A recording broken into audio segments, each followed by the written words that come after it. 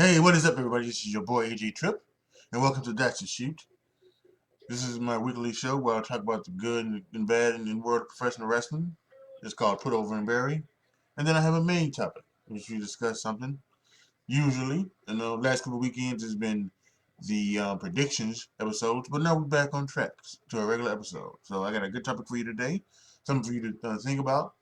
But right now, let's do what we always do, and let's start over with Put Over and Bury. And now to put over, and the first thing we're gonna put over is Seth Rollins' movement. It's this has been fun the last month or two since Survivor Series. Actually, as having this happen and appear, and them bringing in Seth Rollins bringing in AOP and Buddy Murphy into his clique. This has been really fun. And I really enjoyed it. And then we had Monday, we had a referee join in the movement and be a part of the disciples of Rollins, and this is really fun thing. I think Seth Rollins is having fun. This is really a fun episode that they're going through, and we'll have to see how this continues and where this goes from WrestleMania. What just happened?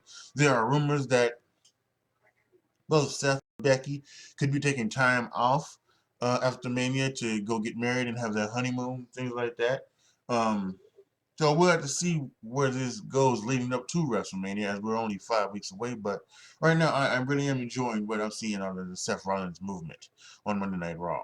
Uh, Another thing I want to put over is Eric Rowan and Aleister Black, part two. I not only did I love the fact that this was another good match between these two, but I also love the fact that we beforehand we had we had the OC beat down Aleister Black, and then we had Azabek selling that beat down all throughout the match, and I really enjoyed that as well. So it was really fun thing for them to go ahead and do it, and I like that. On NXT, I really like the Charlotte Flair Bianca Belair match. I think Bianca Belair is a star in the making. I love what she does, her mannerisms, her things, and I loved how cool and down she is. So yeah, I think that she's a star in the making, and I think 2020 might be the year she breaks out and becomes an even bigger star than what she already is. Um, and the last thing I want to put over is the Kenny Omega and Pac 30-minute Iron Man match on AEW. Now, I am not someone who thinks Iron Man matches should be 30 minutes. I think Iron Man matches should be an hour. That's what they started, in WWE. I don't know what they were beforehand, but in the first Iron Man match I saw, obviously was Brett and Shawn, and that was 1 hour, and they did 1 hour Iron Man matches for the longest time, and that's what it should be. Should be a 1 hour Iron Man match, and the fact that they're now doing 30-minute Iron Man matches to me doesn't make any sense, and especially when like the last one they did was Seth Rollins and Dolph Ziggler, and you know, and it was that crazy thing where like the Monday before or a week before or something like that, Seth Rollins and Dolph Ziggler had a match where they wrestled about almost 30 minutes. They wrestled almost 30 minutes, and it was only before the pinfall happened. But in that 30-minute match, it was a little bit over 30 minutes actually because they went to overtime. It ended up being 6-5. It was 11 falls, and I just that's not realistic. It's realistic for a 1 hour Iron Man match, but not for a half an hour Iron Man match. So um, no, I wasn't down with that. But in this one they did was really good. When they booked this one was really cool. It was 30 minutes. They did the 1-1 tie, and they went into sudden death, and Kenny Omega got the victory, making it 2-1. And I think that's how, if you're gonna do a 30-minute Iron Man match, I think the most falls it can be is 5. To be realistic, and even then you have to do like it has to be like things like roll-ups or even something like this where maybe one fall, you go all the way up, disqualification, a count out, a submission, a pin, something like that. And then, the finish should just be a finishing move, something like that. So I like that. Um, but yeah, they did one hell of a job on AEW. Kenny Omega and Pac really tore the house down. And it was really good match between those two guys. And on to Barry. And there's a couple of things to Barry. This really has been like really a good week for most for the wrestling.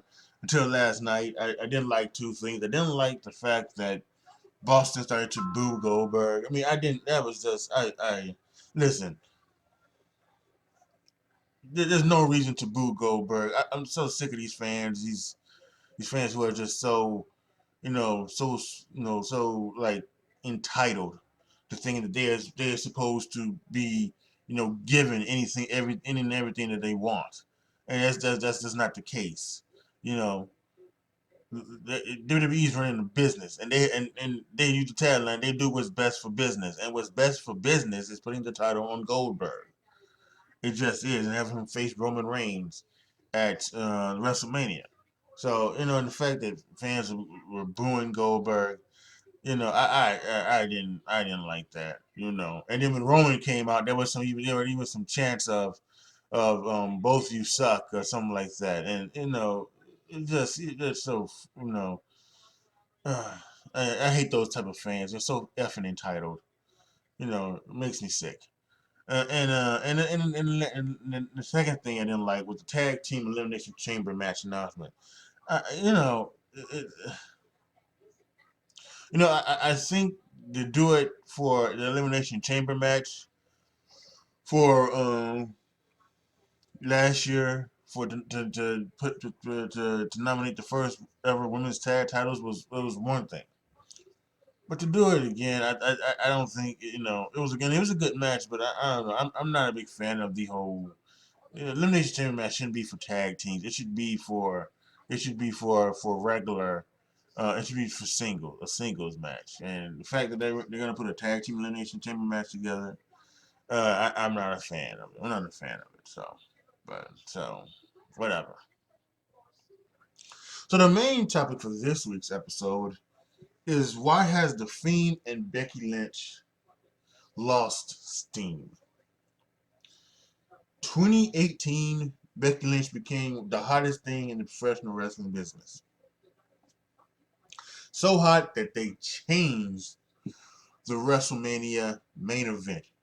It had been booked in advance. It was going to be Charlotte versus Ronda Rousey in the main event of WrestleMania.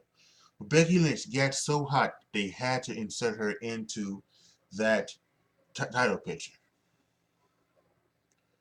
But it seems like ever since she won, she's lost steam. She's lost momentum. Now, sure, she still gets a lot of cheers, gets a lot of Becky chants, and all of that. But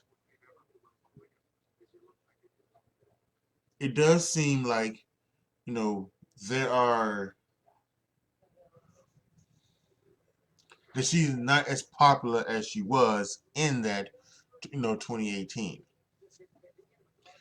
Hold on a minute. It does feel like that. That a lot of people now have think that she has, she really isn't the person that she was in 2018, and I think the thing is just that she got hot and she got put in the main event, but she couldn't maintain that hotness. She just couldn't. She didn't have the personality to do so. And that's just it. Because I don't think she does when she comes out there. She comes out there, she calls people dopes, talk about slapping the heads off of people, and other things like that. And that's just that's not what she should be. She should be. She got over by being a heel, basically, by being a heel, and then the fans just didn't want to cheer her. Didn't want to boo her. Excuse me. It also didn't help the fact that they wanted her to do a promo a heel promo in after the night after SummerSlam when fans wasn't gonna buy into it. So that didn't help either. But she's just not she's not a likable character really. The fans are kind of cheering Becky Lynch because they think they should cheer Becky Lynch, but she's not a likable character. She just isn't. So I think that's one of the reasons why this thing they're cheering her, but they don't like her. And people, and I'm not gonna say people. Some people say that her title reign has been boring, and she is boring, and they're tired of her, and that's just what it is in this day and age. In this day and age, fans are not going to enjoy a long title reign, you know, for wrestlers. They just aren't. They aren't, and that's how they feel. You know, even the best booked title reigns are not going to be enjoyed. Now, with that being said, I think one of the reasons there's a lot of things that go into that. I think one of those are having pay-per-views every month. So I think where you can't really build into a title defense. That's one of the things that AEW has on. Either they are that they're doing like one every season, like a winter pay-per-view, a spring, a summer, and a fall. So it's almost like they have time to build to that pay-per-view, and they can do they do good builds, to it. So I doubt they're gonna have that problem with them, with their champions. Right now I don't think people are tired of Chris Jericho as the AEW champion. And if they are, then that's just ridiculous. You may want to see your favorite Moxley, Omega, Cody, whoever become the champion, but one thing you can't say is that Chris Jericho isn't doing his job as the champion he is. So I think that's one of the things that's going on with Becky Lynch. I think that's one of the reasons why she's lost a lot of steam, and she'll end up being the longest reigning women's champion of the modern era in WWE. She'll hold it for a full year after when it comes to WrestleMania. After I'm sure after Shayna Baszler beats her. But yeah, I think that's what that's what's going to happen with her, and why she lost steam. Now why the Fiend has lost steam. It all goes back to that Hell in a Cell match. It really does. You know, there's three things. There's three things. The three strikes you're out rule you count for the Hell in a Cell thing. One, they rushed him into a title match when they didn't need to. He didn't need to be in that title match. He didn't. He didn't need to be in that title match. They booked themselves into a corner by putting themselves by because Bray Wyatt once again he after WrestleMania he started doing those Funhouse vignettes and everything like that, and he once again got himself over. The Fiend had a fantastic debut at SummerSlam against Finn Balor, and it was like they had become you know they had something there, and instead of doing some type of slow build for it, and if you've been watching the ruthless aggression things on the WWE network, they talked about it. Triple H talked about it in the Evolution chapter when when he was talking about him and Dave Bautista, and how once Vince heard that Batista was starting to get over with the fans, and fans were clamoring for this Triple H and Batista, you know, breakdown. He wanted to do it immediately. Triple H had to stop him and say, "No, let's do a slow build till we can get to that part at WrestleMania." And guess what? That was the right thing because it made it all better. It was all better, and they had a fantastic WrestleMania match. and that's what should have happened here with the Fiend. They should have done a slow build with the Fiend, where he would over time,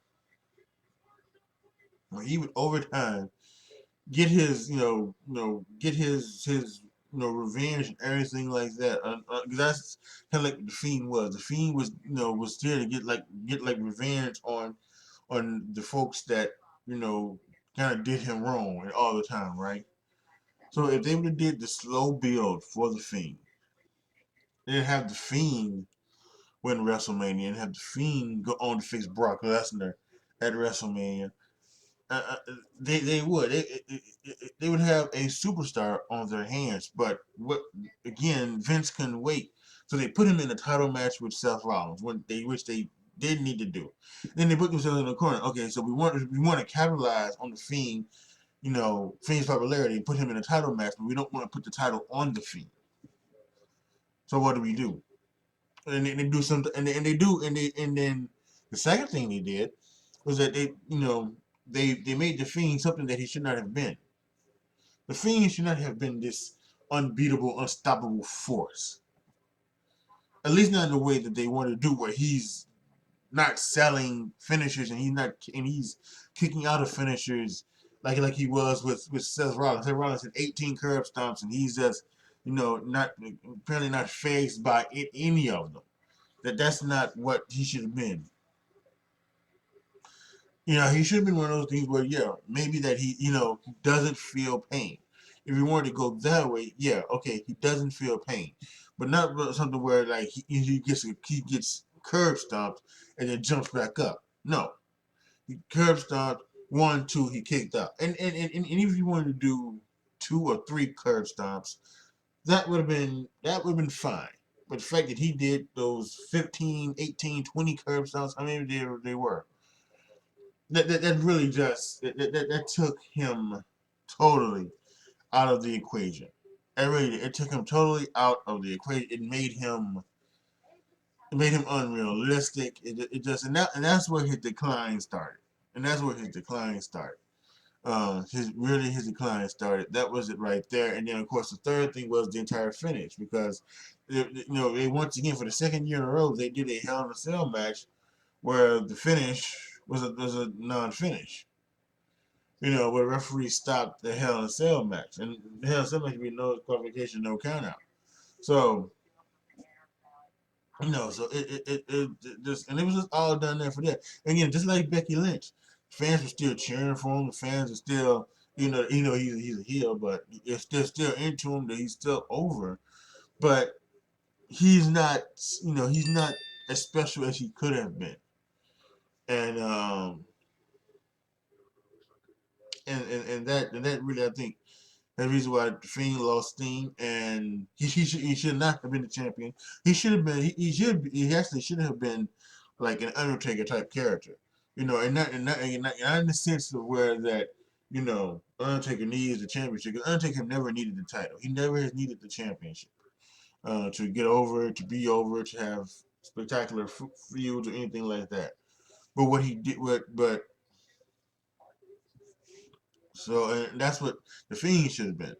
Fiend, again, I even I said, like, you put the title on Brock Lesnar, okay, but you don't, but he didn't need the title, and it was too early, too late, and then they just didn't do anything, good with him, and the Fiend was just not, you know, good as well, to be honest with you, because some of his matches were, they weren't that great, so to speak, and so with that being said, at Thursday Super Showdown, Goldberg beat the Fiend and became the new Universal Championship. And he's going to face Reigns at WrestleMania, because that's bigger than Reigns versus the Fiend. And also because, you wanted Reigns' big, coronation to involve him being cheered. And who knows, with what's happened with these fans, they once again could, turn on Roman, and that would be sickening. But these fans, like everybody else, they're toxic. They're toxic. A lot of these wrestling fans are toxic, and they just don't. they're toxic and they're entitled, and it's so sickening. So, you know, but yeah, I think that's why the Fiend and Becky Lynch have lost a lot of steam, and I don't think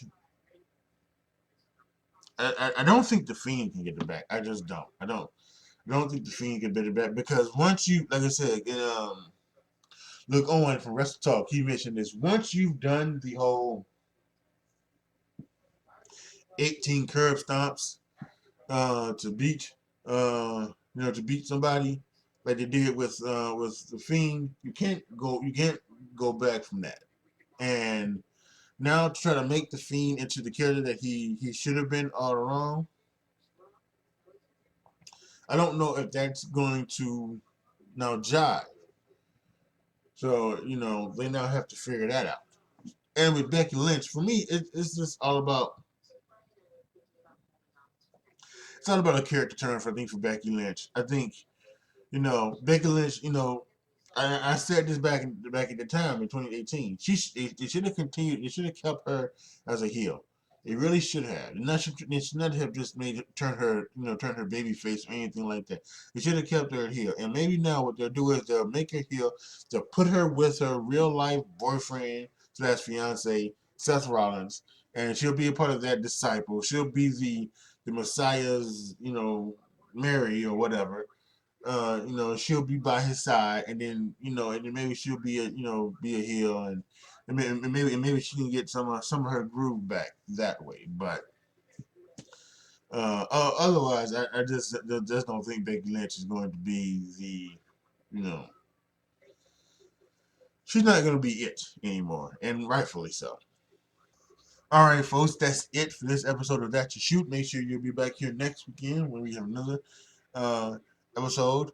I think this one I'm gonna go into AEW and talk about some of the things that I like so far about it. That's what's scheduled. It could change. We could have some breaking news, all of that good stuff.